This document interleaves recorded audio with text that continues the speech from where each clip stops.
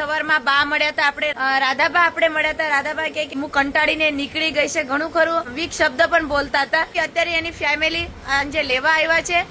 શું નામ છે કાકા તમારું? પરસોત્તમ. શું નામ છે બેન તમારું? રેખાબેન. રેખાબેન. તમારું બેન? કાજલબેન. કાજલબેન. તમારું ભાઈ? રમેશભાઈ. તમારું? વિપુલભાઈ. તમે શું થાવ છો બાના? તમારા દાદી થાય છે. તમારે શું થાય છે બા? મમ્મી થાય. મમ્મી થાય છે. તમારા બેન? મારા દાદી થાય છે. દાદી થાય છે. તો દાદી કેમ એવી રીતે બોલતા હતા કે એટલે ભાઈ દાદી ને થોડુંક મગજ પે ઓલું સર કીધા વગર આવતા રહ્યા હતા. એટલે તમારો વિડીયો જોયો સંગીતાબેન, એટલે પછી અમને ખબર પડી, એટલે પછી અમે અહીંયા આવ્યા. હા, સરસ સરસ. કેટલા સમયથી માનસિક રીતે બીમાર છે બા? એ લગભગ 3-4 વર્ષથી છે. 3-4 વર્ષથી. તમે ક્યાંથી આવ્યા છો અત્યારે? શાદેડા છે. શેદાડાથી. કેવી રીતે મતલબ ઘરથી નીકળ્યા, તમને ખ્યાલ છે કઈ? કાંઈ ખ્યાલ નથી. દવાનું નામ લઈને ઈ એમ કેતા હતા દવા લેવા જઈએ એમ.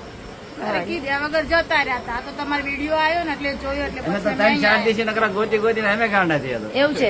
તો બાને અમને તો કીધું હતું કે હું 2 દિવસથી ઘરથી નીકળી છું.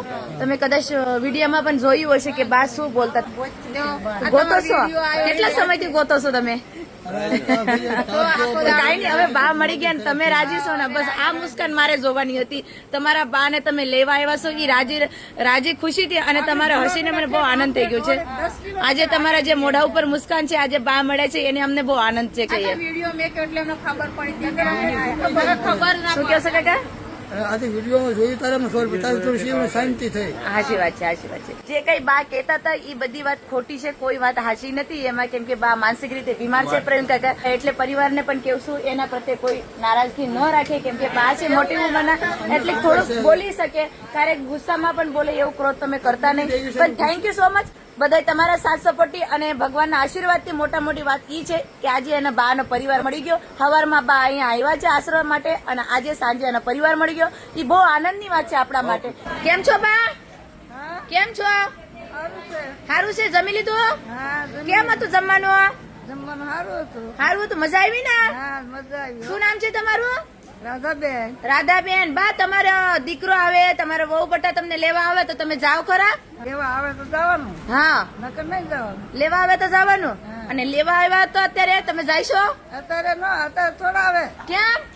અત્યારે નો આવે. અત્યારે આવ્યા તો નો આવે. તમને કેમ એટલી બધી ગેરંટી કે મારો દીકરો અત્યારે મને લેવાનું આવે? મને ખબર હોય ને. ખબર હોય તમને? હા. એવું છે? તો હાલો આપણે તમને દેખાડશું હવે. પણ ઈ આવે નહીં લેવા. ન આવે લેવા? આવે. એવું છે?